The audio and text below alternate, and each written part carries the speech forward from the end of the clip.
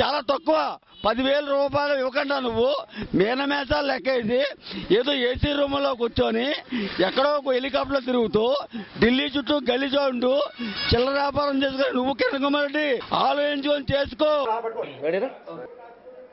అన్నదాత సుఖీభవ.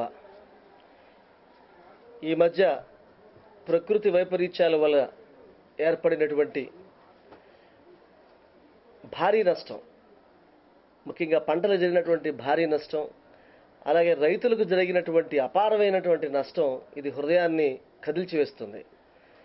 పాలకొల్లు, నరసాపురం, భీమవరం, ఆకివీడు, ఈ కైకలూరు మించి వస్తూ ఉంటే చక్కగా పచ్చగా కార్పెట్లా ఉండేటువంటి ఈ ప్రాంతం అంతా కూడా హృదయ విదారకంగా ఉండడం చాలా బాధ కలిగిస్తుంది.